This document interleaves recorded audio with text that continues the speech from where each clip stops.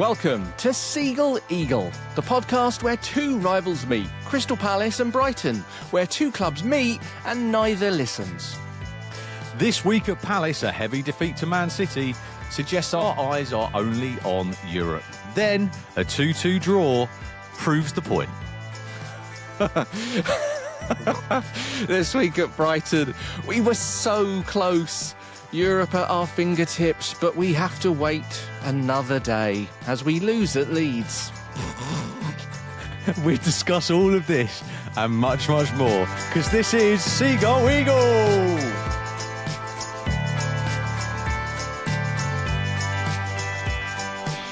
Hello, mate. How are you? Oh, I'm well, thank you, Neil. For a Sunday evening, I'm well, thank you. Yes, it's been a nice, busy weekend. Got off to see the family. Just got back from the Midlands, and I've got quite a lot to tell you, mate. Have you? Yeah, but first of all, you okay? Oh, it's been a stressful day, mate. It's been a stressful day. Well, actually, no, that's a lie. It started off lovely. It was my father's birthday last week, so we took him out for a nice Sunday roast today, which was a lovely start to the day. Happy birthday. Yeah, That's happy nice, birthday, isn't it? Ray. Yeah. But it didn't quite finish the way I was hoping. We'll obviously get into that. So yeah, I feel a little bit frustrated at the moment and a little bit nervous for what to come. Yeah, what have you got to tell me then? What's going on? What's happening? Oh, mate, I've whilst you lost to Leeds this week, I bought my tickets to a European Cup final. Oh, I mean, how pleasing. Yeah. I've and to be honest, for the Palace fans that are listening, some of you might be able to relate to my quandaries of this week, because I'd got well cocky and booked well, not too cocky. I waited till we won the game. Right, yeah. the semi-final. So unlike a lot of the other Palace fans, I still thought it could all fall apart. So I waited, and then I booked accommodation. We spoke about that last week, right? Yes. Refreshinghotels.com. Managed to find something, and I booked myself on a nice coach. I think it's Luckett's Travel down in Fareham in Southampton. A drive all the way from Southampton to the final over in Germany in Leipzig, and going via various different places like Pease Pottage and things like that where we're going to get picked up from. So I've got a nice coach trip, got a nice hotel, and then I was like, right. So, and then I waited, just like every other Palace fan, to find out how many parish points, we call them, we would need in order to buy a ticket, Neil. And so I think it was on Monday or Tuesday, this information was being eagerly awaited. Everyone was refreshing the Palace homepage to find out what their chances were, right? Bearing in mind, it was something like 11,000 tickets going on sale, 17,000 people had registered or something ridiculous. Yeah. So, absolutely, by the way, just to clarify this, I've got no beef with the way they've done it. I actually think they've done it fairly. It's just annoying.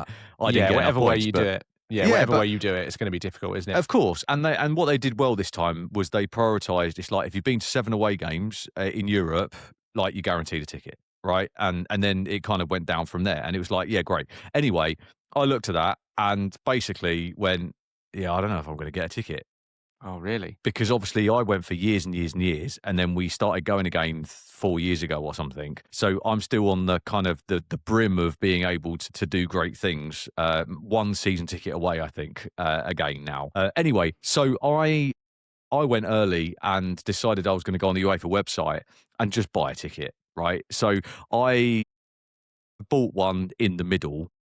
We won't discuss how much it's cost, but I bought one in the middle, and I'm sat in row 2, block C, right? So probably will be on TV, and I will give it large if there's a camera in my face. I'm not going to lie, presuming we're winning.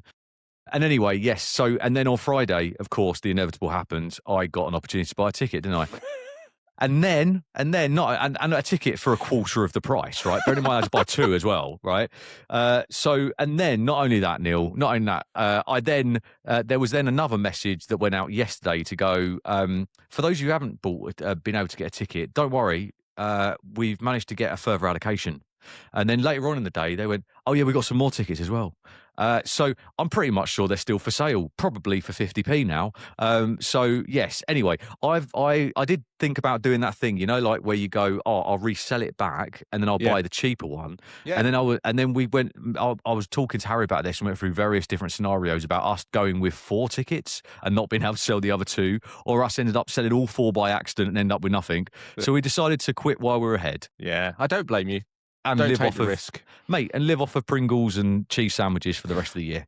So just to be clear, do you know? So how many tickets did Palace actually get allocated in the end? Then how many? Well, it was did they 11,300 something. But then they haven't actually said. But all they've said is they've got further allocation. And I think that my only beef is the way that UEFA have done it, because they've been dripping it. They've been dripping it. But also, I think the other thing is you got to bear in mind we're playing against the 3rd team in a big city, who I don't know whether they've got the fan base potentially that we have. So maybe they've returned some of their allocation. I don't know.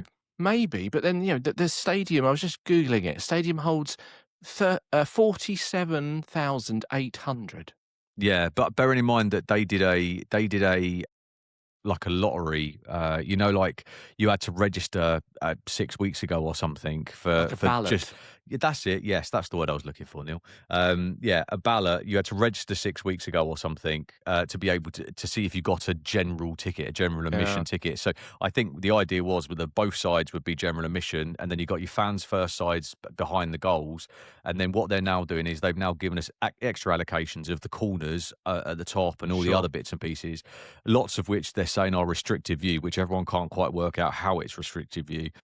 So I was looking at it all and I was like, do you know what? I've got probably some of the best tickets in the house. I paid the earth for them. However, it could never happen again. Hope it does, but it could never happen again. And me and my little boy, 13, who's never lost at Wembley, who doesn't understand the pain of football, we're getting on that coach and we're going to go to Leipzig and we're going to live our best lives for 24 hours. I don't blame you, mate. I don't blame you. And in all seriousness, on a personal level, I'm really pleased for you because Thanks, mate. it's a tough thing to go through all that stress, get to the actual end, and then not get a ticket. So I'm really pleased you've got one. Yeah, mate, it's gonna be good. It's gonna be great, and we're really excited. So I just thought I'd share the pain because I feel like there's a lot of Palace fans would have gone through that quandary of do I go early or do I hold my nerve? And I went early because I just didn't want to risk it. So there you go. Anyway, we're in. But anyone who hasn't got a ticket, who's listening to this podcast, have a look on the Crystal Palace homepage. It gives you a link to the ticketing portal, and if you click on it, regardless of whether you've got any points or not, you can buy the resale tickets.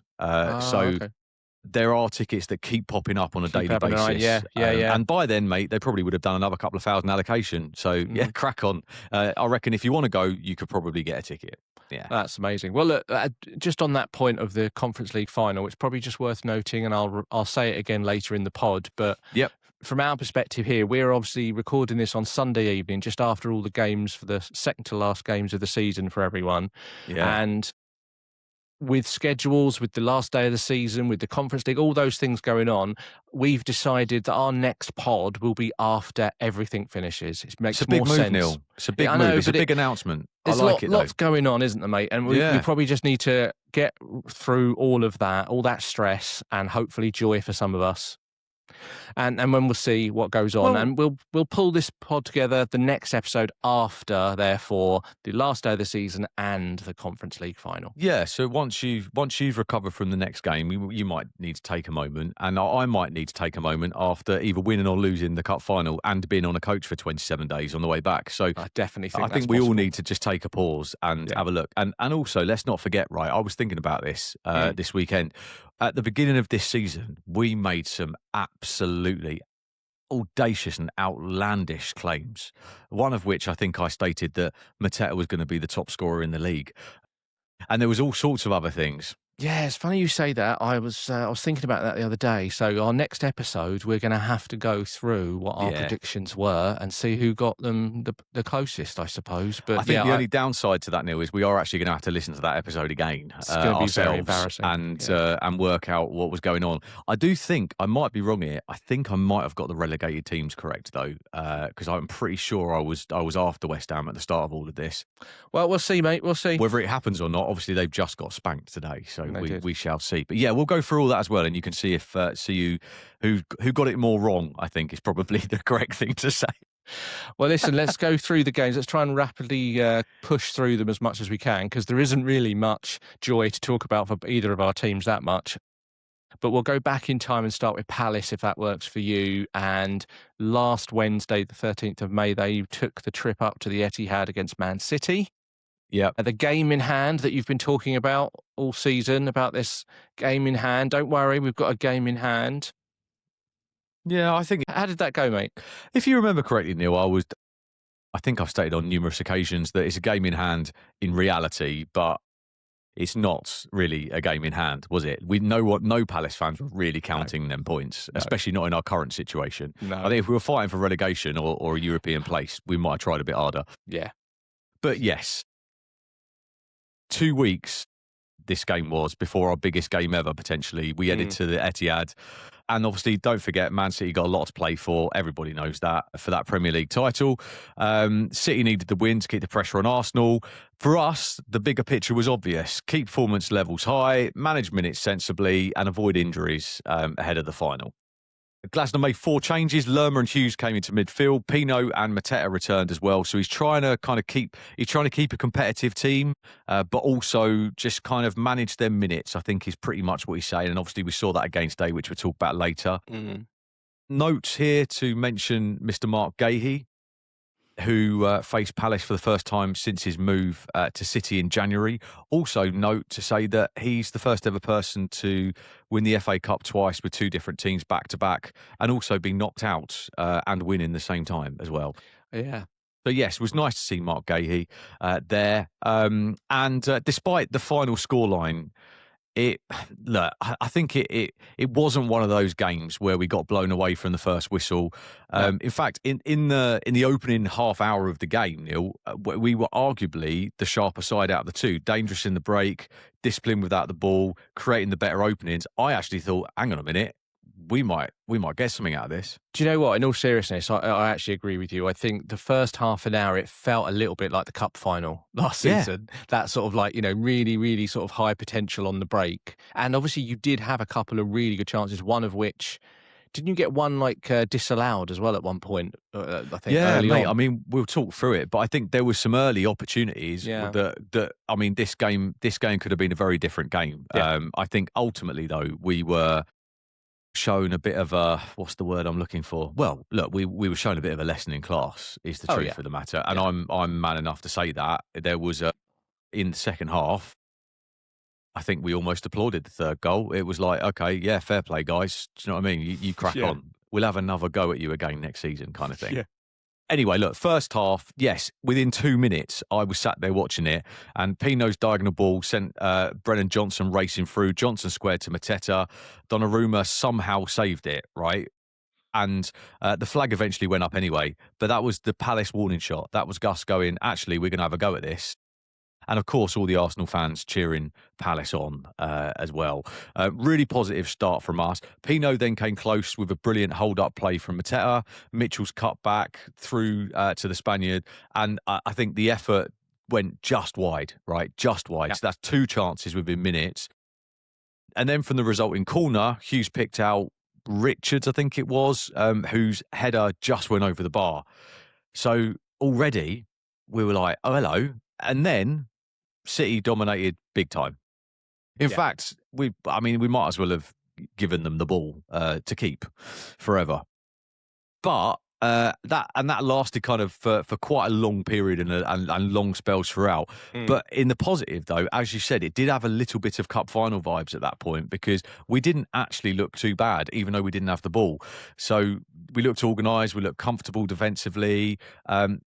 Lerma and Hughes were kind of screening the ball quite well in midfield. Lacroix was stepping up kind of quite aggressively, and Richards was really good aerially, as was Lacroix. So I think it was one of them, which is, if luck can be on our side today, we might be able to keep them at bay and then hopefully nick something on the break. I think the issue that I've got with this is that when you've got Hughes and Lerma in midfield, it's a completely different setup, right? You ain't doing them transitions as quickly as you would be with the likes of Wharton and Kamada.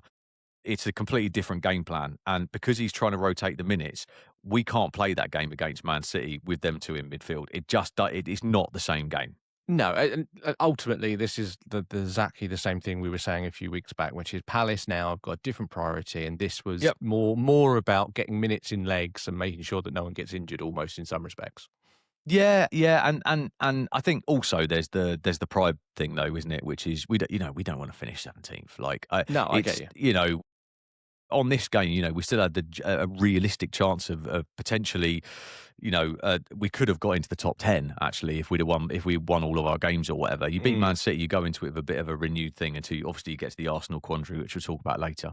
But then, of course, back to the game, City's quality exploded into life I think it was around the half an hour mark, Yeah. and literally everything changed. Right, Foden, who's been reasonably quiet this year, decided to crack on and have a good game, and produced this utterly ridiculous back heel. Did you see it?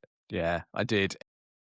For me, what it was, right, it's Foden is so hit and miss. He's always been a little bit, is he going to pull one out of the bag or not? Yeah.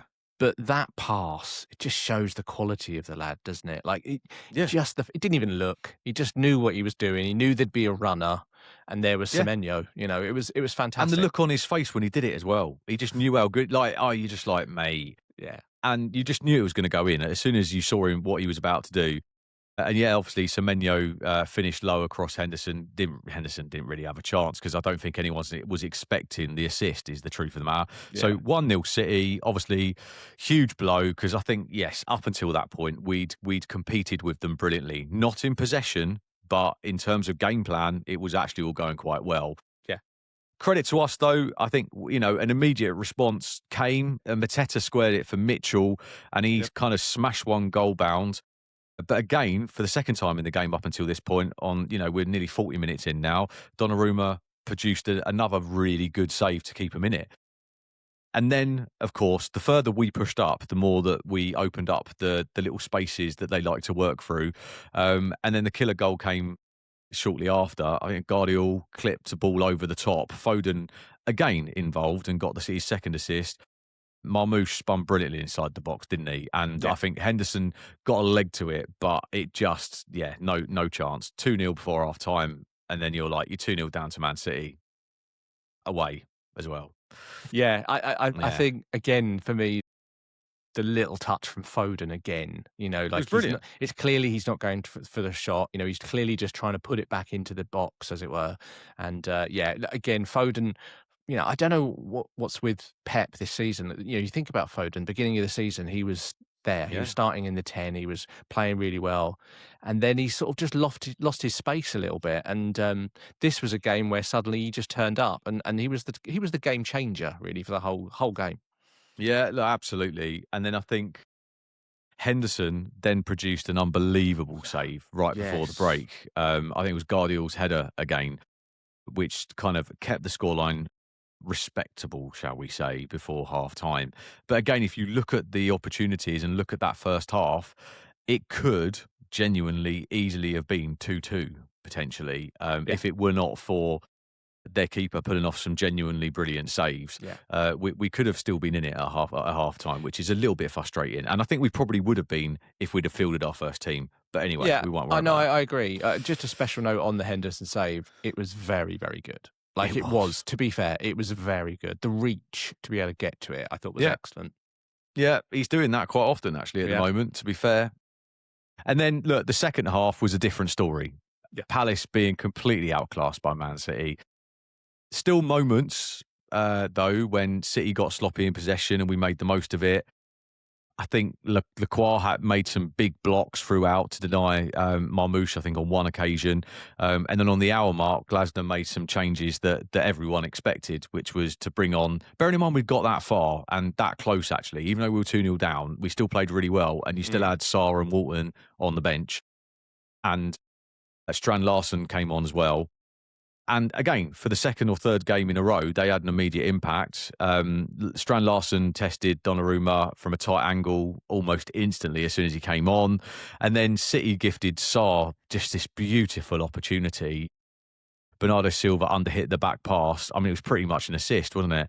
Sarr Yeah. raced through, but just couldn't get enough power on it. And to be honest with you, I think Sarr got so excited because he was like, "Oh, that's a gift. Wasn't expecting that." And then I kind of just didn't quite know what to do with it.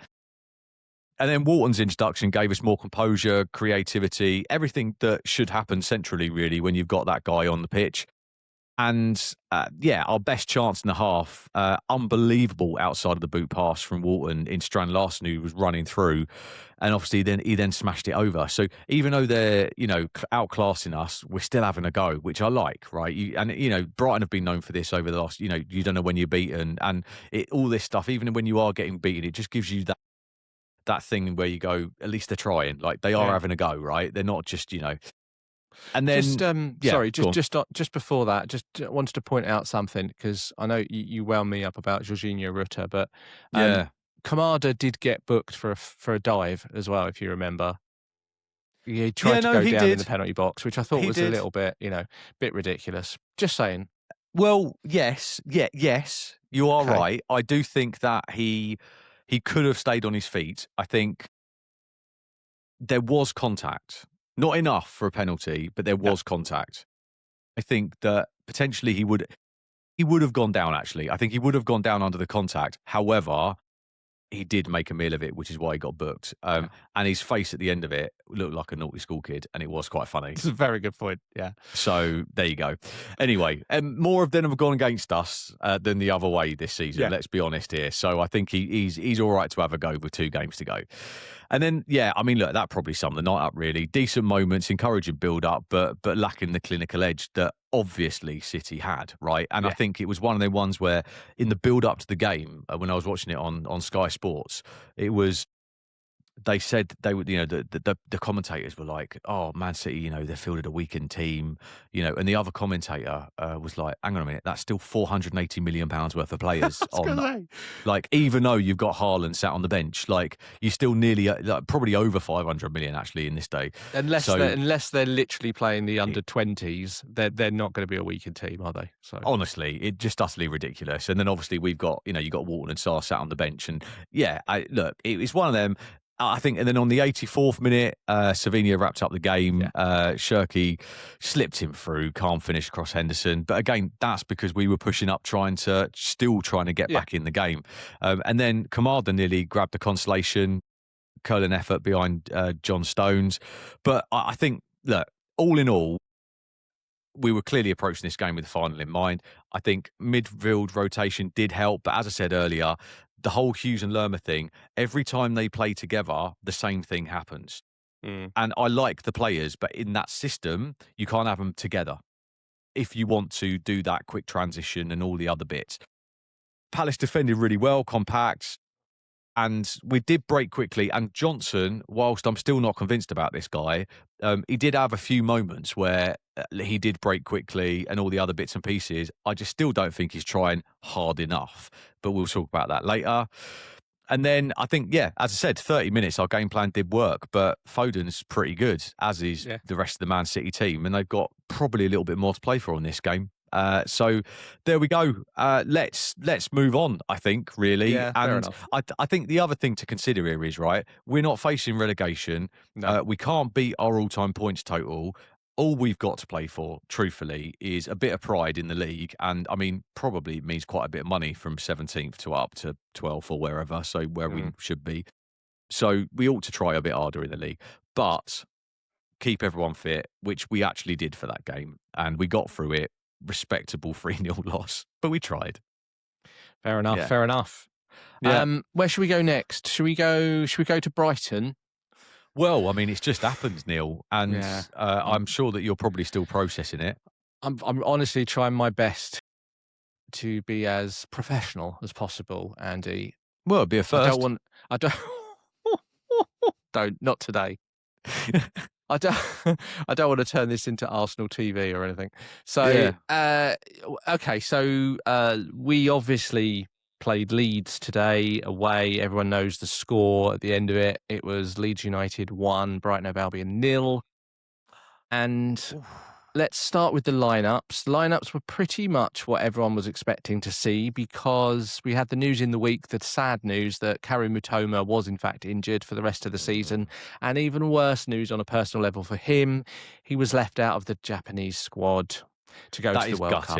Because he was just cooking on gas when he was just getting there. So bless him. Even though he wears a Brighton shirt, I do feel for him, genuinely. Really sad for him. So that was the sad news. We were told that Gomez was fit and probably on the bench. Okay. And therefore, the starting 11, because of the form that everyone's been in, probably answered itself, really. Veltman came in at right back.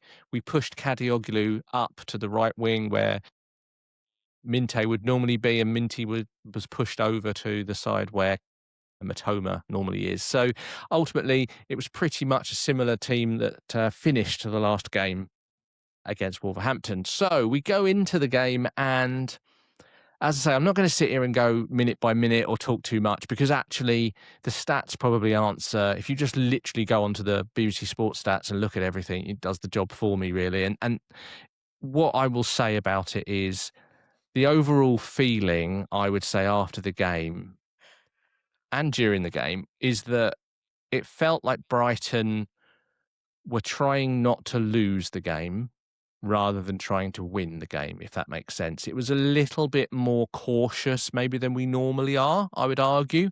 And that either is something that the manager has said or it could just be human nature. Do you think that they started imagining the Champions League music at the Amex and got a bit edgy? Possibly. I mean, because that sort of stuff goes to your head, right? Yeah, like, exactly. Jokes aside, it does, doesn't it? It gets in your head, and you're like, "Hang on a minute! All we've got to do is beat Leeds, and we've got a really good chance of making that happen." Yeah. So because of Chelsea's loss in the FA Cup final, it meant that there were 2 Europa League places in the league, which also means therefore there are 8 positions in the league for European teams to play in Europe. So because of the points difference, we knew going into this game 3 points would put us through to Europe in some way. At least that would be a good start. And I think, maybe that did have something to do with it. I certainly think some of the players were playing a little bit within themselves, but I also think the way we have been playing recently, Karu Mitoma is such a huge miss. It will have a huge impact on the way we play. And we will see that for the next game as well. First half, I would say, to be fair, the whole game really was exactly the same all the way through. It was Brighton had the ball. I think we ended up with 66% possession, something like that. Yeah. We had good chances throughout the game. I think we ended up with 19 shots or something like that.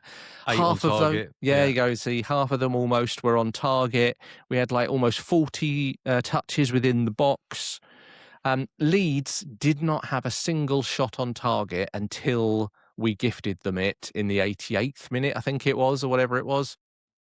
And you look at the momentum graph that you love, Andy. It's the same thing. It's literally all Brighton, and the odd little spurt from Leeds here or there that they didn't really trouble us. Well, what is interesting about that momentum graph is if you have a look at it and they had 1, 2, 3, 4, 5 moments of momentum. The rest of it was yours, for the whole game. But then even when they scored at the end, the graph hardly shows momentum for them. No. As in it's like completely against the run of play, completely against the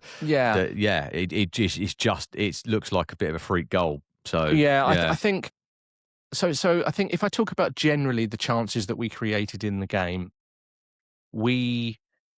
they were half chances. There was 2 chances that were really big opportunities for us. One near the end of the first half where Gross hit a wonderful shot he sliced it, and the ball, you could, because the camera was at the right angle, you could see the ball move in the air, and the goalkeeper almost completely missed it because he moved. But he managed to get a hand on it, and then in the melee afterwards, the ball sort of went high, and we just missed the header to put it in. So that was probably the closest we came. And then in the second half, similar sort of chances, us trying to put the crosses in, trying to put balls across, but we didn't really create what I would call a golden chance until a lot later in the game when Gomez came on, the fit again Gomez. He had an opportunity and skied it when he was in the box and should have done a lot better. But it was literally his first touch. He'd literally just got onto the pitch. It was his first touch and he just skied it. And that's very much a Gomez opportunity, you know, that he will either sky it or rocket it into the net. You just don't know which one's going to happen. I do take the point where the one thing I will mention about the players on the pitch, Hinshelwood had a very quiet game, didn't really get into it. I would say the difficulty having Minte on the left was that he's always going to therefore go down the wing and try and cross it. Okay, so that's okay. That's one of our tactics that we've had. Kind of his job. Exactly. But normally he plays on the other side and cuts in sometimes. And I don't know, he just felt like his decision making today was not up to scratch. You know, there was strange decisions that he was making with the ball. And I think he's a little bit unpredictable. And I think we've got to the end of the season and I still feel like the players that are playing with him still aren't sure what he's going to do. And that's a problem. I think when you've got someone like Matoma, you pretty much know where you need to be as a striker because you know you're going to get a ball in a certain way. With Minte, it's not quite that simple at the moment. Yeah, he's very young. He's got plenty of developing to go. But I think that is the slight frustration at the moment, that his concentration levels and more importantly, his decision-making is not quite up to scratch at the moment. He works incredibly hard for the team and he cares a lot. And so I'm not going to have a go at the kid. He's very young, but that is the only sort of thing that needs a bit of work. So ultimately, the game then comes down to maybe sort of the last 5-10 minutes. And we are pushing up because you can see the results in the other games and how the fixtures are going. We're suddenly realizing that things are going our way in the other games mostly. You know, we didn't want Everton to win. We didn't really want Brentford to win. They were the big ones. Thanks for that, by the way. And then you didn't you really look at it and you think favours either, to be fair. No, but yeah, I'm looking at it thinking, okay, so look, even a point at that point makes it a little bit easier. We just take a couple of teams out of the last day, and therefore it makes it a little bit easier. And for some reason, it felt like maybe we were then trying too hard to score. So it was weird because it got to the last 10 minutes of the game, and then it felt like we had to score. We started to get a bit more desperate, and I'm wondering why it felt like that, why it went that way. Why don't we start like that, see if we can get a goal ahead, which is what we've done recently a lot. We've got a lot of early goals. And then we sort of ended up in a bit of a panic trying to score a goal. And the goal that we conceded comes exactly from that situation where we've only got 2 defenders back. That's fine. That's sometimes how we play. Van Heck, for like the 3rd time now in the last 2 away games, has got stuck with the ball at the back, made a bad decision, passed it back to where he thinks someone, the goalkeeper or Dunk will be, underhits it, and Calvert-Lewin runs onto it. Now, I'm not going to blame Van Heck in some respects because that's the way we want to play. But I am going to look at Verbruggen again on this, right? So this is the 3rd time now in 3 away games where, if you think back to the Tottenham game, Verbruggen came out trying to punch the ball for Porro to score. We completely missed it. Yeah. The away game at Newcastle where he came flying out to the edge, the side of the box, and Murphy just went past him and again got the cross over for them to score. Today, similar situation. He sees that it's a short back pass, right? Dunk's steaming in trying to get there, and he starts sprinting towards the ball to try and get it. And I know hindsight's a wonderful thing, but he didn't have to do that. If he'd stayed in his goal, he would have made the decision so much tougher for Calvert-Lewin. Dunk would have got there a little bit, late, but he would have got there, and he could have brought him down. He could have done anything. He would still then have a goalkeeper to beat Calvert-Lewin. But because Verbruggen made the decision for him, and he just timed it wrong, it was done. And Neil, do you know what, mate? You've got a really good point. It is the 3rd time it's happened. And, if, anyone in their job, right, you get a chance, don't you? You get a chance to make a mistake. You do it again, you're probably going to get a warning, right? You do it 3 times, you're going to lose your job. Mate, I think the only thing, he's going to have to go. Yeah, He's going to have to go. Don't worry, They mate. should I've got a sack him feeling for he that. will go. So there's quite a few teams looking for him, and that's what's Also, strange. but you've got to remember that's 3 mistakes. Yeah. But in pretty much most of the games that I've watched this season, he's kept you in it. Oh, you're absolutely right, mate. You're absolutely in numerous ways, Yeah. audacious ways, in fact. So I think he's done more good than bad, mate, and I think you need to get off his back. Leave him alone. Leave him alone, Neil. I'm not on his back. I'm just making the point that he's unfortunately had a slip in his, what we say, concentration to decision making again in the last few weeks, where the whole season he's been excellent. But something, whether he's mentally tired or what, I don't know, but his decision making in the last few weeks has caused us goals. And obviously, goalkeeper bad decisions will always cost goals because they're the last line of defence, and that's just the way it is. Yeah, but I mean, a shame, that's all. As a keeper, though, like it's every decision that you make in terms of, are you going to go out or are you going to stay on your line or whatever? It's all a risk, and it's all about what's the weighting of the ball, how quick are they going to. When you can see something happening, you've got to guess what they're going to do, where they're going to put it, how much pace is going to be on it. Are they going to score or are they going to run? And it makes split-second decisions, and he ain't going to get it right every time. And I think, as I said, I think you need to get off his back. I think actually you're being unfair. Listen. I think you're being unfair. Just stop it. I'd have him as a third choice keeper, mate. He can sit and help. I'm quite happy to take him off your hands. I mean, there's stories of him going like Bayern Munich want him or other. Like, there's quite a few. Teams I'm not surprised. Jokes aside, I'm not surprised. He's a great keeper. He really is. It's just frustrating that his worst part of his form has come in the last few games. That's the slight, the disappointing thing. And no one will be more disappointed than him. I know that. I look, get it. We lose 1-0, right? We are still therefore sitting there on 53 points, and we've still got one more game to go at the end of the season. We can talk about the table in a moment once we talk about your game. Yeah. But Fabian Hürzeler, I think, said the right thing after the game, which is, if you've watched the game, you can see we probably should have won it. We didn't take our chances, but we played well. We were in total control. And yes, someone made a mistake and we've lost. And sometimes you just can't account for it. You can't. Well, so let's draw a line under it. We've got one more game. But also, you should have scored one of them 8-9 chances. That's what I'm saying. Like, and I think that's the bit you need to focus on, not the mistake. The fact that the mistake shouldn't have actually mattered regardless, because you should have been 3-1 up, 4-1 up or whatever. So, yeah, I totally agree. Yeah. Totally agree. And so, it's a whole team that have to take account for that, not one person ever. Yep. It's the team's responsibility. And, it's just a shame. But the good thing is that it is still in our hands, and we can talk about that in a moment. So I'm going to move off the subject because I don't want to talk about it anymore. Let's move on to the other game that happened today. You had a little short trip, Crystal Palace, down to Brentford. Yes, look, if anyone thought our minds were fully on Leipzig, I think the opening half an hour of this game probably suggested otherwise, actually. I think we flew out of the blocks at the G-Tech, sharp in transition, aggressive in midfield, created chances constantly. And honestly, I think for long stretches, we were genuinely, I think, by far the better side. I think the frustration was that we only came away with a point and we let them back in it twice. Again, quite on Palace-y, where you look at it and go, we took the lead twice in this game and then we let them in. Yeah. Yeah, anyway, let's have a look at very quickly, lineups, 5 changes from the City game, right? So we're still trying to rotate things.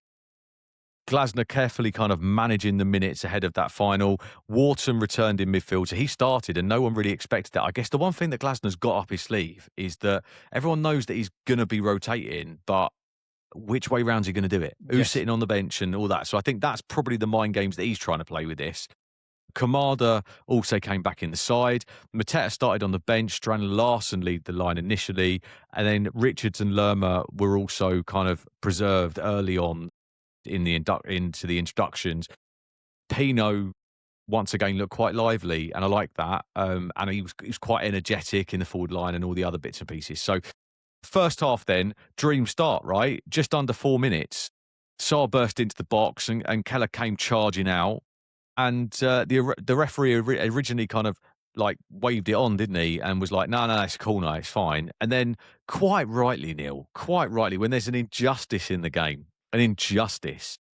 VAR intervened, and I've always said on this pod how much I like VAR and Yeah, I how remember. much they don't often get it wrong, Yeah. And then obviously, the referee looked at the replay and he realised that, poor Sarr. He got absolutely taken out. He could have And killed him. It could have killed, mate. He could have killed him. He could have killed him.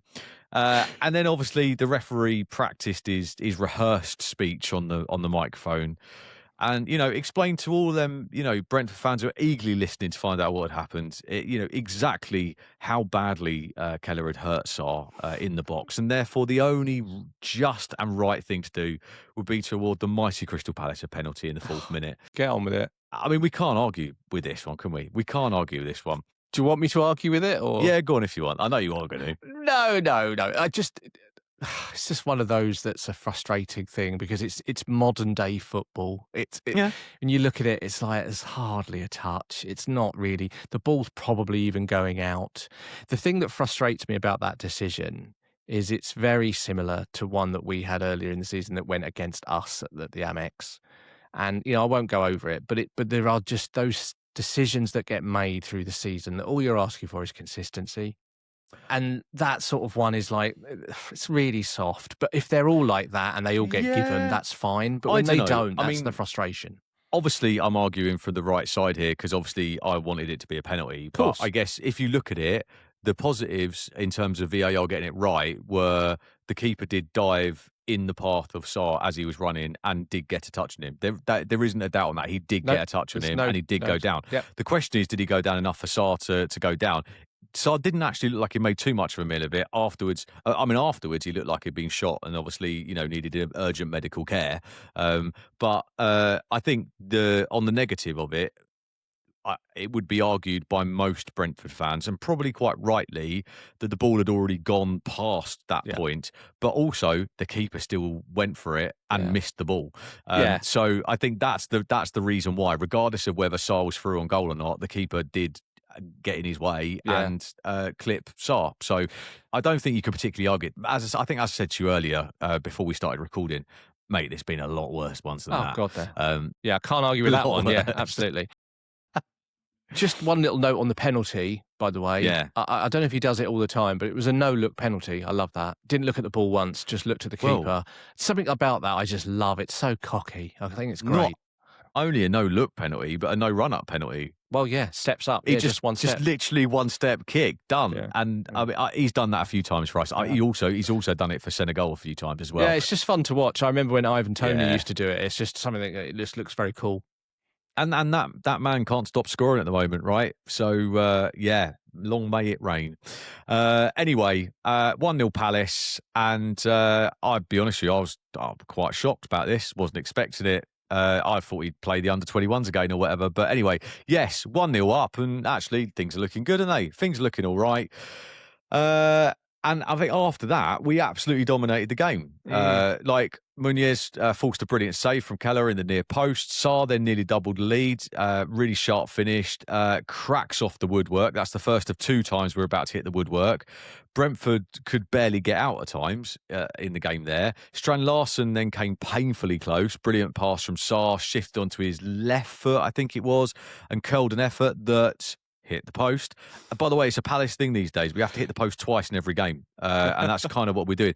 And that's how we've got I think we are genuinely and factually the highest underperformers of XG in the league. And I'm quite happy for that because I think that means we just play great football and it's exciting to watch. All we just need is a couple of players that can actually score next season and we'll be fine. So, there we go. And then it really felt like I don't know, it was a matter of time until we kind of got the second and hopefully put it beyond them. And I think Pino then had a big, deep cross at the back post and kind of had a really big chance. And then, of course, Neil, football did that thing that football always does. It does. And then completely against the run of play, Brentford equalised, cross into the box, Canvo. I mean, did you see this? Because this is, literally ridiculous. If football did pinball and combined, it would have been that one. It just like comedy script. I've never seen anything like this in my life. Never. In what way? Just because the way that it ricocheted off people and stuff? Well, I've seen someone kick a ball and then it hit them on the chest or whatever, and then comedically rolls over the line or whatever. You see deflections all the time. It was like, I don't think I've ever seen someone head the ball like at that level of pace on the ball. So Camvo headed the ball, clearing it, right, and then within, I don't know, under a metre away, is their player? Is it Atara? yeah, Watara, yeah. Yeah, and he literally didn't. He didn't, mate. Oh, It doesn't no, matter how many times anyone said hits he him. knew nothing about that. Yeah. Like literally, Camvo heads it. It hits his head, and then goes straight into the goal. And then he looks up and goes, and then runs off and celebrates. Well, I'm just looking at the replay now because I've got a still of it. It does. Yeah, go on. It sort of hits his neck and the top of his cheek. It doesn't even hit his head. It just literally deflects off him and powers into the net. Yeah, but I mean, this is the thing, though. It's just like you and I know I say this a lot. I do go on. Oh, here we go. Like, it is just, you could never recreate that moment ever again. You go, right, let's have 10,000 goes and try and do it again. You ain't doing it again, right? And this is what I mean. It's just like, it's one of them where you're like, we're having a great game, and all of a sudden that happens. Yeah. And all the Palace players can do is just go, all right, yeah, fair play, let's go again, which they did. And obviously Henderson didn't have a chance, mate, because there's no way, it doesn't matter how good you are, you got no chance in that situation. But of course, what happens in that situation is that Brentford, who I believe are chasing their first ever European campaign here, go, oh, actually, hang on a minute, Brighton losing, we've just equalised, might have a chance here, we should probably wake up. Yeah. And also, up until that point, all I could hear was the Palace fans in the stadium. They were a little bit lame, the Brentford fans, really, up until that point. Then they woke up and it felt a bit like a home game for Brentford. And half-time couldn't come too soon for Palace, really, at that point. Because I think then, Thiago then kind of flashed one dangerously in. Yeah. So, look, we went in, 1-1. And then, obviously, Glasner then thought, do you know what? I've got this absolute lethal weapon on the bench. Let's bring on Johnson, right? Because he's going to change everything, right? So he took off Pino, who was actually arguably having a cracking time on that pitch. Git. And he brought on Johnson because what he thought he'd do was see if we could do some kind of walking football showcase. And, that whole approach to the game might just help us. Yeah, absolutely. I don't, mate, he can only have been managing minutes for Pino, because Johnson was never the answer at this point, I don't believe, at all. And I know many people have questioned When that. is Johnson the answer? Once he finds some bloody form, mate, because, I don't know, I'll take some vitamins or something and get a bit of energy. I don't know what's going on, but this is the problem, isn't it? It's genuinely, it's like, how long do we give this guy? Or do we just go, do you know what, let's take 10 million loss and just cash in and move on? Because maybe it's the system, maybe there's something else going on. It's just not working, is it, mate? It's just not working. And as I said, 2 games ago, he did a brilliant track back after losing the ball and intercepted it. And you're like, oh, hang on a minute, you do care. And then there's been a couple of assists, but he just feels like he's just lost. And if you have a look at the player ratings on every site for every game he's played, he's bottom of the league. Bottom of the, it's not, I'm not after him. I'm not. I want it to work, right? I was excited about having him in the team. Anyway, we digress because I'm starting to talk about Johnson again. There we go. Where are we on now? Second half. Tell me about the second half. The moment everyone was waiting for, Neil, and this really did make my day. I bet it did. I'm so happy about this. You called it last week, didn't you? We talked about it. It was actually one of our social media clips and everything, and the boy came good finally. Yeah, Adam Wharton, after 1,762 games for Crystal Palace, it feels like, finally found the back of the net. Bless him. The frustration on his face in every single game, how many times he hits the woodwork, and he's got his first Palace goal. One genuinely wonderful moment. Very, very happy. I think what happened, Brentford failed to clear it, and the ball dropped just outside the box, and Wharton just did what he's been doing actually all season, and finally it found the route through. He drilled it really low and hard at distance, and it kind of, what I liked was it kind of, I think was it Munez? Was it kind of in front of the keeper and just kind of opened his legs and went, I yeah, think it was go for it? Sarr, but yeah, Oh, was it like Sarr? There you go. it was the fact I mean the keeper's going to be disappointed, obviously. I mean he is, but at the same time, it was quite a powerful shot, very low, and it was sort of in that lovely little spot where the goalkeeper has a difficulty get, that sort of just under the elbow in there sort of thing. Yeah. Yeah, it Yeah. was a good little shot, and just a special word for his celebration, Andy. Oh, mate, it was wonderful. But this has been genuinely the topic at Crystal Palace all season, which is what's he actually going to do when he scores? Like, is he going to do the Elise, which is like I'm too cool for this? Like, or is he going to try and recreate one of the greats, or what's he going to do? And he absolutely exceeded my expectations. Absolutely exceeded them. Yeah, so it was a cartwheel into a backflip. it was officially it's called a round off backflip. That's what he did. So Sorry, Neil. Are you some kind of qualified gymnast? What's going on here? my sister was an international gymnast. So I've No spent way. many a Sunday going to gymnastics competitions and all that sort of stuff. So Wow. yeah, my sister represented Great Britain. Yeah, no.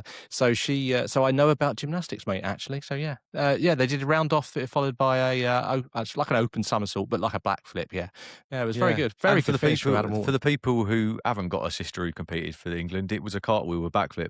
Yeah, that'll do. But I'll tell you what, he landed it well. It was fantastic. Can you imagine? I've always thought that, right? Like, football aside, you've committed by the time you started that, right? And you could, but if that goes wrong, it's going to hurt. There are many occasions I've seen footballers do it and then go, I haven't got the strength in the legs for this. I'm too knackered. Yeah. No, what a legend. Anyway. And he is such a nice guy as well. And I think hopefully the floodgates will open now for two reasons. One, because we've got two important games coming up. And then the secondary reason, which is he's hopefully going to the World Cup and going to get some games. I would love for him to start free scoring at them kind of goals for England. It'd be lovely, wouldn't it? It really would be. Absolutely. There we go. Yes, and then Brentford I think they looked a bit kind of rocked after that actually, and I think they were shocked that Adam Wharton scored. And then Glasner brought on Mateta and Richards. Mateta getting his 200th appearance for Palace, which, let's be honest, I don't think anyone thought that was going to happen because I think he was meant to be playing for Juventus by now. So, yeah, and then Johnson nearly forced a third. This was something that he did actually do in this game, which was obviously he pressed the keeper, didn't he? And the goalkeeper just about recovered in time. Mateta caused quite a bit of chaos. Palace looked in control for large parts, but obviously Brentford kept hanging around. And then I think, was it Lewis Potter, narrowly wide with about 10 minutes left. And then Canvo made a really big block a few minutes later as well. Sorry, Neil, you were going to say something. No, it's fine. I was going to say, because there was earlier in that half, there was a free kick for Brentford where Nathan Collins and I don't know who it was. Is it Mitchell or Munez? Somebody out wide. They sort of put their elbow out and pulled him down to the floor, sort of thing. And Brentford, to be fair to them, they thought they had a penalty. They thought that was sort of a dangerous play, and I think on another day that could have been given because it was a little bit reckless. I'm trying to remember who it was. I'm just going back on the replay now to have a little look. Yeah. It was Munez. Yeah, So it would have been Munez because he liked his elbows out. Yeah, and so it was a little bit dangerous is all my point is. I think on another day, if the ref had given that, it might not have been overturned is my point. It's one of those. No, I'm with you, but I think we also had one right at the end of the game as well. Yes. That it was arguably... So I think there was 3 penalty shouts in that game, 2 for us, 1 for them, and they awarded 1 for us. So I guess the odds are in our favour there, aren't they? Yeah, I think it feels a little reasonably fair how it all played out. Yeah, and look, Cambo had another good game, bless him, with his block there, and then came the goal. Which, do you remember we talked about this zonal marking situation? It's happened again. Yeah, that's you talked about that again. before. Yeah, so obviously long throw flicked on with a header onto the back post, and then you end up with a one-on-one situation with Munez trying to kind of shield the person who's completely unmarked at the back post, and it goes in. And obviously then you've got another 7 players that are the other side of the penalty box going, oh, maybe one of us should have been there. Yeah. Just a bit frustrating, isn't it? But anyway, there you go. Is what it is. It was. I mean, you're not going to be you're not the first team, and you definitely won't be the last team beaten by a long throw from Brentford. No, of course not. And we're known for the exact same thing, right? Yeah. It's actually, kind of, carbon copy of what we would have done with Richards. Talking of Richards, he's one of my only real concerns actually of this game because he went down injured in stoppage time. It's been confirmed. Basically all three of the defenders went off injured, which is a bit of a concern when you've only got a back three. Yeah. But two of them are fine. And it's just Richards, who's got a swollen ankle. So he's the only one out of the three that we're a little bit concerned about for the Man City game. They've got the week off anyway now until the Arsenal game. Yeah. So I was going back in time there, wasn't I? I think Richards will probably be okay, but they're going to reassess him in the next couple of days. So what's the alternative if Richard doesn't play? Who would it probably be? Chaddy Riyad or? Well, Chaddy Riyad went off injured because I think the point being was that he started this game as let's give him some game time just in case, I guess, and because he's only just come back from injury, because he's been out pretty much all year, and he's been doing well, but truthfully, I think what would actually happen, which is what happened earlier on in the season, is that if either Lacroix, Richards, or Canvo gets injured, Glasner always normally prefers to put Lerma in defence. Yeah. So I would say that is probably what will happen. Okay. I do think we're still short a defender, but I guess maybe they didn't want to do anything in the summer just in case that whoever replaces Glasner doesn't go with the back three. I don't know. Let's see, because that changes everything, doesn't it? Yeah. Well, let's have a look. So obviously the game finished 2-2. You did. Statistics wise, I mean, overall, actually, although it felt like, especially from your report, Andy, it felt like Crystal Palace probably had the best of the chances and the most of the chances. But actually, over the whole game, it's fairly even. We've got a... Oh, it was. Yeah. Yeah, we've got fairly I think even... it just felt like our chances should have gone in. I think we hit the woodwork twice and stuff. Yeah. So I think that's the bit of it. And certainly the unbiased commentary that I was listening to kind of agreed with me as well, which is that I think that was definitely 2 points lost for Palace. Sure. When you look at it from an impartial point of view, potentially. But also, I think if any team comes back, from being down twice in a game, they deserve a point, right? Yeah. So that's fair. I'm not taking it away from Brentford, but you're right. It was pretty much even Stevens on the match stats, wasn't it? Yeah, it was. Okay, so let's have a quick squiz at the table after what is basically the penultimate weekend. We've got we've got a couple of fixtures still to be played. Obviously, the Bournemouth Man City in the week and Chelsea Spurs in the week. Yeah. Let's talk. Both of which have got an influence on quite a lot, actually. They really have. Yeah. So Crystal Palace played 37, one game to go. You are in 15th position, 45 points, and you are, 2 points above Nottingham Forest.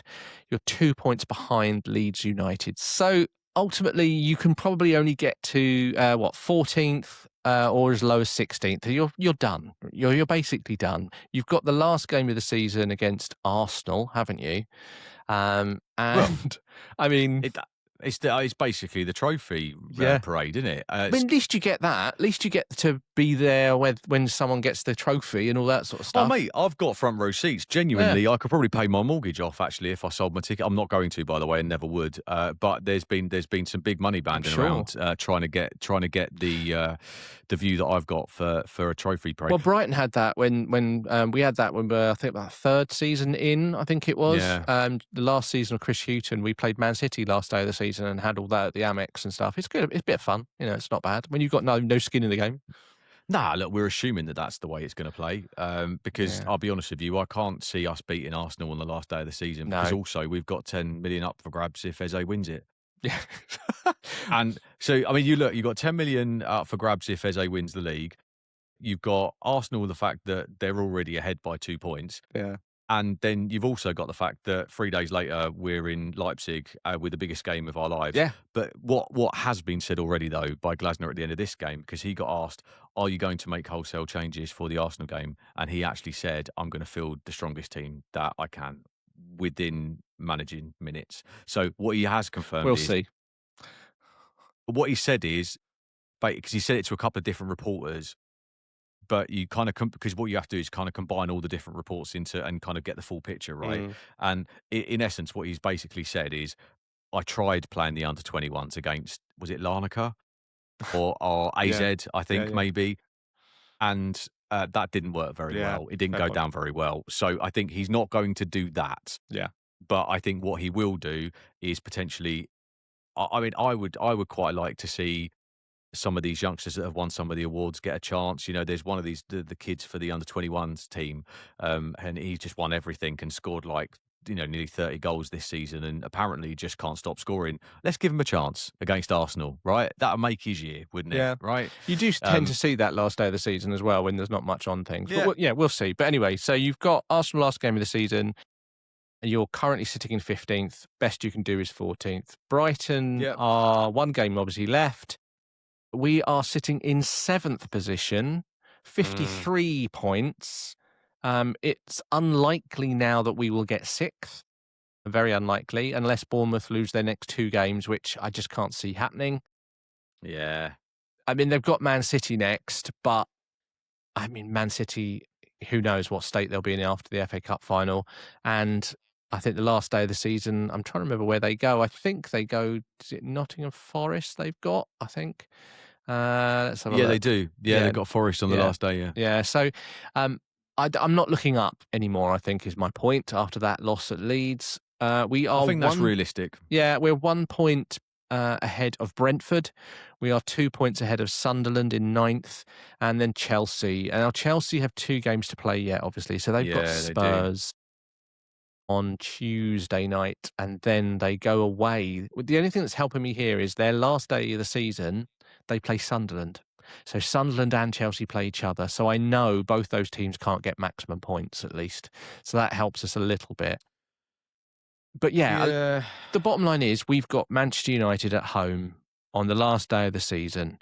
A Manchester United team, by the way, that are in 3rd and will stay in 3rd, cannot move one way or the other no matter what happens now. You've got, it sounds like Carrick has signed a contract to be their new manager.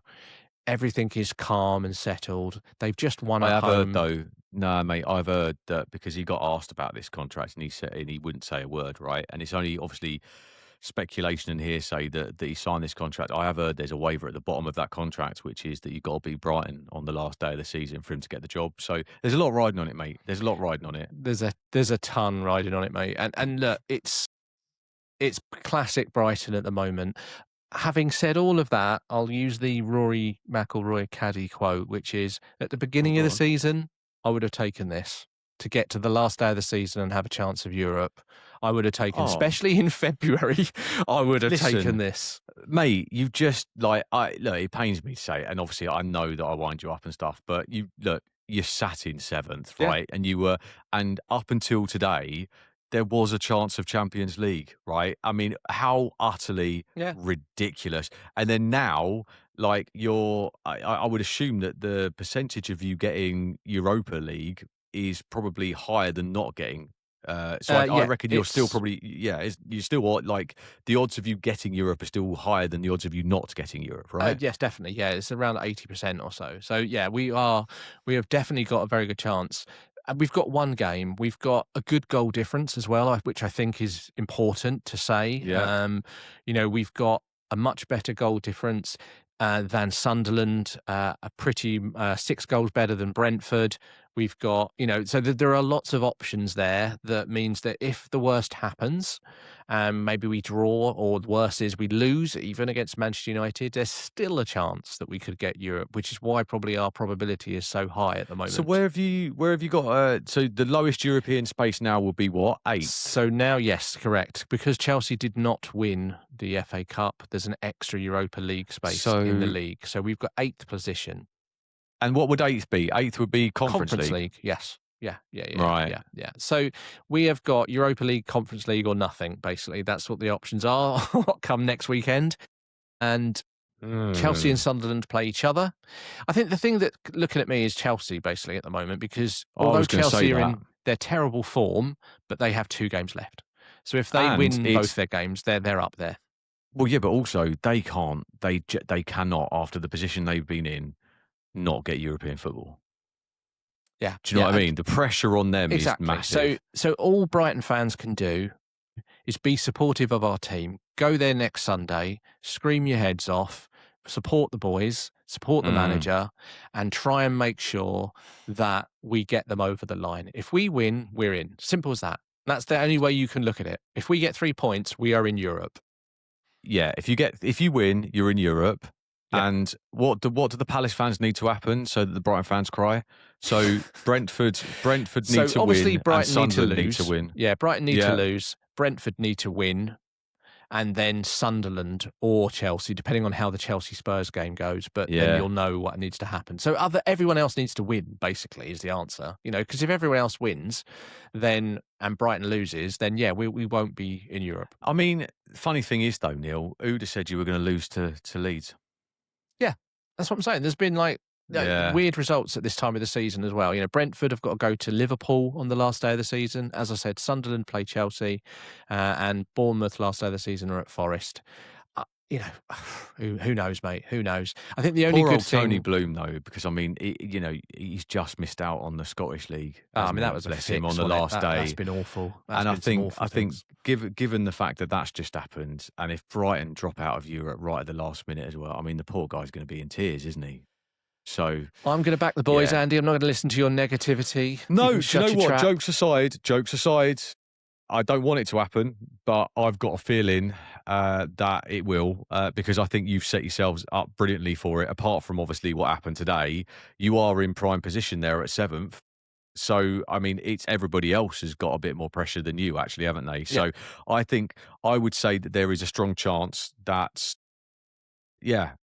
if everything goes well, mate, with our next couple of games, we could be in the same European competition. And wouldn't that just be insane? That would be very insane. So let's talk about your European campaign this season. Just before we go, 2 more things just to quickly cover off.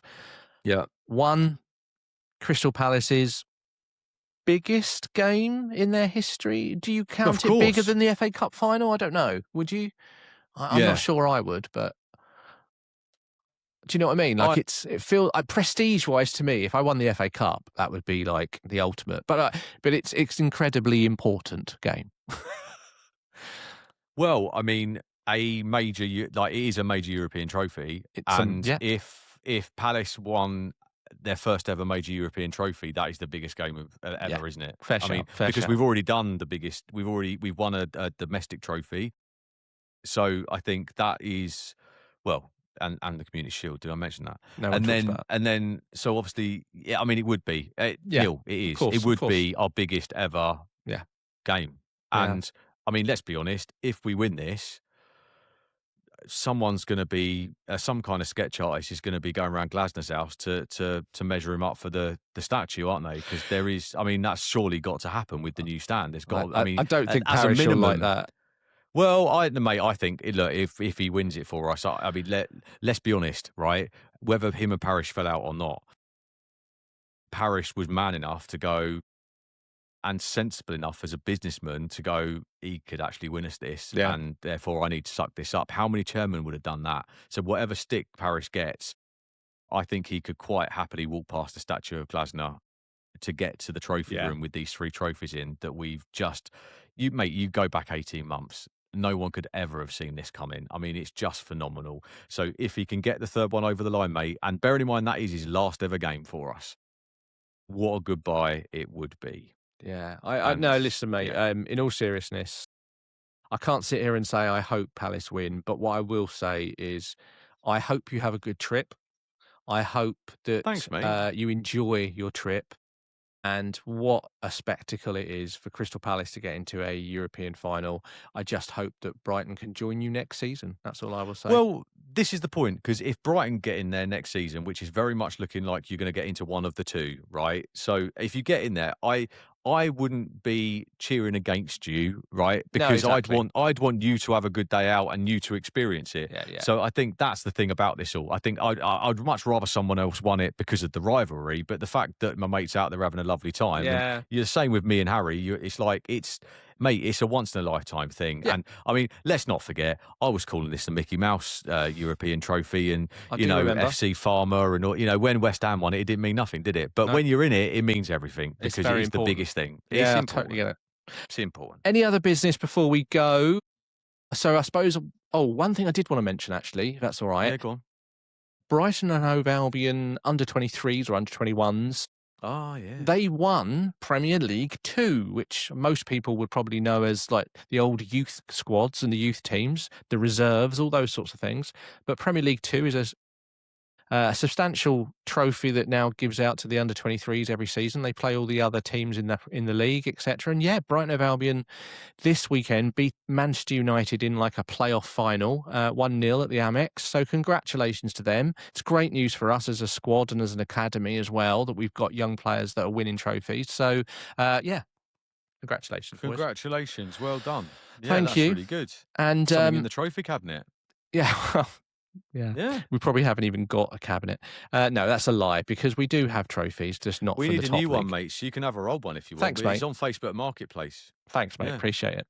Yeah. And then, so just a reminder that our next episode will be after the final day of the Premier League and after the Conference League final. And we will come back and do a full review of... Oh, God, it'll be amazing for one of us or horrible for one of us or possibly horrible for both of us. Who knows? We'll soon find out. You might never hear from us again. That's another option. That actually is another option. Yeah. Yeah, exactly. Let's see. So, let's see. Yeah. So all I've left to say is that's it for Seagull Eagle. Thank you very much for listening and watching. And yeah, make sure you follow the show. Yeah. Don't miss the next episode, as I said. And you can find us on TikTok, Instagram, Facebook, X, WhatsApp channel. I mean, we're everywhere, to be honest. Too many places. It's terrifying. Just search Seagull Eagle to get the conversation started. If you want to, you can email us. Yeah. At seagulleaglepodcast@gmail.com. You could also send us a letter, but we wouldn't read it. Doubt it. Until then, everybody. Eagle! Come on, boys! Eagle!